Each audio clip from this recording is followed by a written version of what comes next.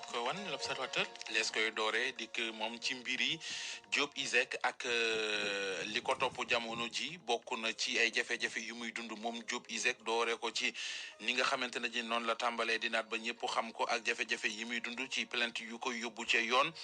yóbbuwoon nañ ko kaso bu yàggul ndax détournement de mineur ni ko l'observateur bindee démb génnee nañu ko këram ndax nee nañu boori location yu mu amee l'observateur dikk nag ñu ne ci conseil présidentiel bi jëm ci wàllu économie tey ji ci talaata ji kon la ñu koy amal nee si def ba relancer économie bi la mu ca takk moom l'observateur dellu si na ci l'observateur dikk ñun ci étudiants yoo xamante ne des leen di former ñu amee li jaasa ba pare ci taxawaalu la ñuy mujjee maanaam di chômer ñu baal ma ci kàddu gi am na kenn ci ñoom ku ne moom yor na master ci wàllu comptabilité te ci njaayum café la mujj l'observateur dikk ñu ne ci xewi jamono benn waay boo xam ne mi ngeeg ñaari soxna dañu ko tuumal dafa yegg ci kaw xale bu góor bu am ñetti at Cheikhou Kouyaté may football fële ca Crystal Palace ga ci Angleterre gis nañu ne léegi axe bi maanaam daal ci défense bi ci digg bi ca lay gën di taxaw am ñu jàpp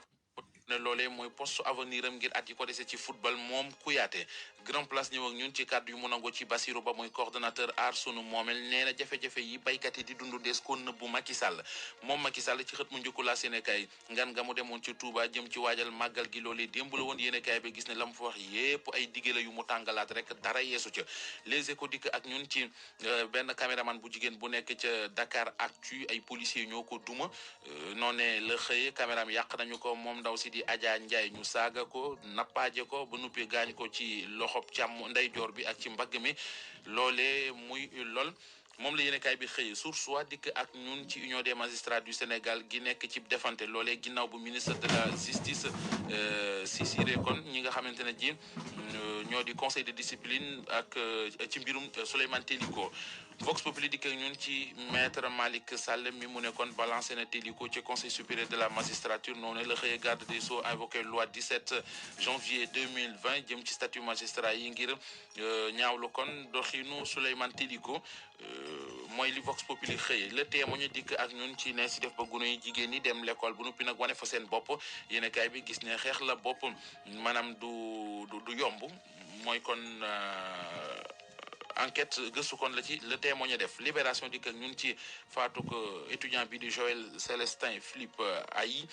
nee na sûreté urbaine ñoo ngi rëbb bu baax a baax ñi ñu njoxtu ne ñoo ko faat le quotidien dikk ñu ngi ci waxtaan woo seq na ko ak directeur ki jiite DER délégation à l'entrepreneuriat rapide lu bare bari kon mi ngi koy leeral ci liggéey bi ñu def ñeel DER l'info dikk ak ñun ci kàddu yu mu nangoo ci Alla Dieng secrétaire exécutif bu UNACOIS yeesal nee na màggalu Tuuba gi dana génne ci lu mu gàtt 250 milliards dana ko dugal kon ci économie réew mi la Sénégal dikk nañ ci sànq ñu ñëw ci enquête mi dikk ak ñun ci màggal 2020 Macky Sall demoon seeti xalif général des Mourides enquête moo bind loolee ay diggé yooyu def na ko fa moom la journal bi kon indi ci xëtamu njëkk La Tribune indi soxna Aïda Diallo ci xëtamu njëkk nee na lu aju ci wattaayu màggal gi dañ ko encercler moom Aïda Diallo ca Touba yëf yàgg la ca mujj ne xibaar yu mujj ñeel Aïda Diallo màggal ga ñu koy tere foofee ca Ngaabu Tribune dikk na ci Soleil national ñëw ak ñun ci Serigne Mountakha Mbacké Bassirou mi ay kàddu yu mu yëkkati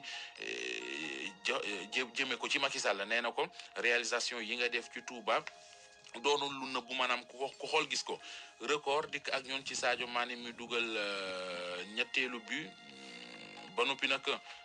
lu aju ci polémique bopp jur na ko fa loolee la record bind kon ci xëtamu njëkk ci naka jombul faal ku yër journal bi ba ca biir da nga ko gis kan mooy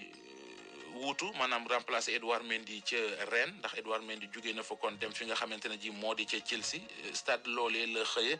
nee na ñu baree bari daal gis nañu ne Alfred Gomis fi mu nekk nii moo gën a jege ngir wuutu ji ko mi ngi kon ci xëtamu njëkk